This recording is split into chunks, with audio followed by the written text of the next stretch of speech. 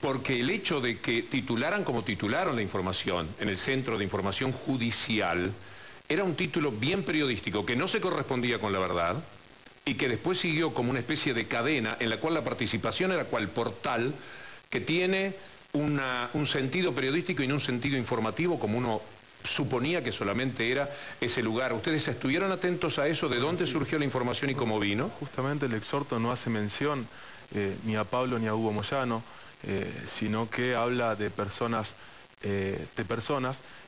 y como bien decía usted, o vos, Víctor Hugo, la persona que sugiere esos nombres es una ex empleada de edad, pero digo, creo que quedó bien claro, e inclusive muchos medios periodísticos se han encargado de alguna manera investigar cómo fue orquestado este plan. Por eso yo digo, más allá del aporte que se pueda hacer con, de alguna manera, charlar sobre las implicancias que tuvieron determinados factores en esta cuestión, yo creo que lo fundamental y desde donde yo puedo aportar mejor es desde el análisis político de esta cuestión.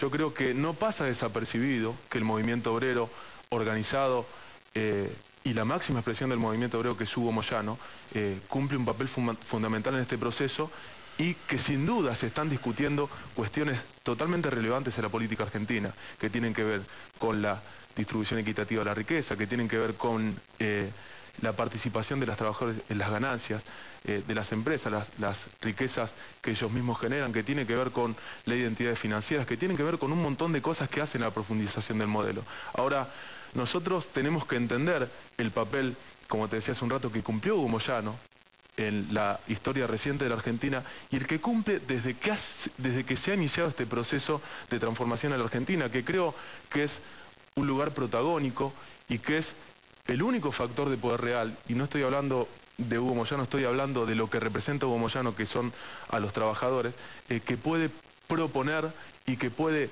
garantizar la continuidad del modelo y su profundización. Por eso, más allá de entender esta cuestión como política, la del exhorto de Suiza, yo creo que hay que analizar la cuestión desde el papel que cumplen los trabajadores en este modelo económico. Yo creo que eso va de suyo en cuanto al recorrido que estás haciendo, Facundo. La gran pregunta ha sido en estas horas, ¿por qué el paro? ¿Contra quién era el paro?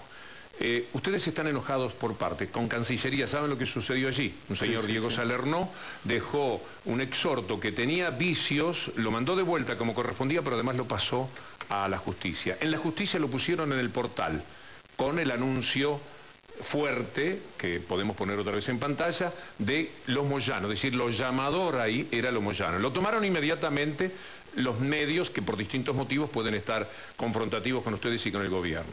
Ahora, el enojo con la Cancillería, porque se le escapó la tortuga, los llevó también a estar enojado a Hugo Moyano con el gobierno y en principio la bronca era también con el gobierno. No, de ninguna manera, Víctor Hugo. Yo creo que volvemos a lo mismo. No podemos retomar el análisis de esta cuestión en particular. Como bien lo expresó Hugo Moyano y como bien lo expresó la agrupación 15 de diciembre de camioneros, esto fue la gota que rebalsó el vaso. Acá no se trata del exhorto judicial, acá se trata que, como bien lo hablamos y lo charlamos en radio también, no tiene ningún sustento legal y es hasta un mamarracho jurídico como lo definieron tanto. Dado que es así, ¿por qué no se sentaron, se cruzaron de brazos y dijeron ahora va a ir la respuesta? Pero como no se trata de eso, y justamente si no hubiera pasado lo que pasó, si no se hubiera decidido tomar esta determinación de llegar a una medida de fuerza, que gracias a Dios no se hizo porque todos entendemos lo que podría haber significado eso, pero digo, por ahí yo no estaría hablando con usted. Entonces, era necesario poder aclarar todo esto ante la sociedad, ante el conjunto de la sociedad. ¿Usted cree que para nosotros, para el mundo sindical, es grato encontrarnos todos los días con tapas en Clarín? ¿Es grato encontrarnos todos los días con sospechados?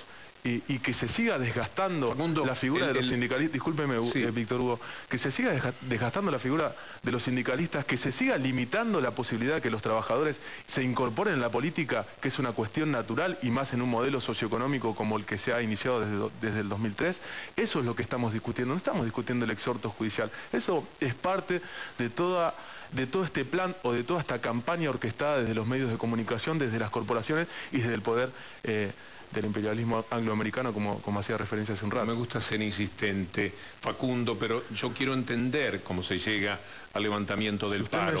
¿Cuál es la relación que hubo? ¿Qué dijo el gobierno? ¿Cuál fue el contacto que hubo para que... Porque desde aquella mañana que hablamos y antes del levantamiento del paro, yo me permití decir, este es un tema de risa, esto es más flojo que los Wikileaks. ¿Por qué en este caso se enojaron tanto? Si esto no puede prosperar, esto van a responder, no tiene nada que ver los Moyano con Covelia. Usted cuando lo dibujaron a Hugo Moyano en Clarín, con las manos manchadas de sangre, cuando ni siquiera la justicia había citado para testimoniar a Hugo Moyano sobre el caso del tesorero, del asesinato del tesorero de la Federación de Camioneros. ¿Usted cree que eso podía prosperar? Ninguno de nosotros entendía eso. Sin embargo, lo que sí tenía relevancia y lo cual sí tiene mucha implicancia en el desgaste de la figura de los dirigentes sindicales, que es desgastar la posibilidad de los trabajadores de incorporarse a la política, es la campaña mediática. Por eso, Víctor Hugo, cuando usted me lleva a analizar esta cuestión, que ya fue analizada, de que ya todos sabemos que es un mamarracho, ya lo discutimos, lo hablamos, hubieron medios periodísticos que hicieron un análisis exhaustivo de esta cuestión, digo, me parece que tenemos que abordar la otra cuestión, porque eso es lo que lleva a la determinación que toma, como dije hace un rato, en principio, la agrupación 15 de diciembre, después la CAT y después la CGT en su conjunto. Porque si seguimos abordando la cuestión desde el exhorto suizo, me parece que caemos en lo mismo. Bueno, pero el paro era por eso, Facundo. No, el paro era por todo lo otro, se lo estoy diciendo yo y se lo dijo en conferencia de prensa el secretario de prensa de Camioneros y creo que también lo charlamos en Continental, Víctor Hugo. Facundo, voy a hablar en voz alta lo que quizás es mejor manejarlo fuera de cámara.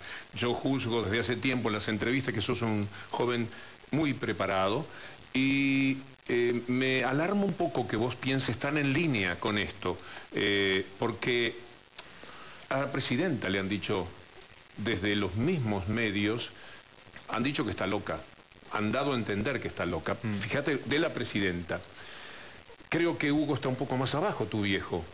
Por consiguiente, todos estamos en mayor o menor medida dejando jirones en esta tremenda lucha que hay, de la que seguramente se va a parir otro país.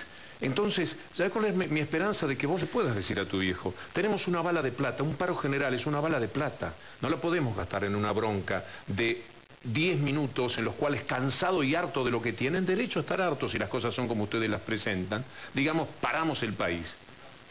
No, yo creo que no te me enojas, ¿no? No, pues ¿cómo me voy a enojar? No, por supuesto, usted me sigue llevando, vos me seguís llevando a la cuestión de que el paro es por esto, y el paro es por todo lo otro, o el paro se pensó, o la medida de fuerza se determinó por todo lo otro.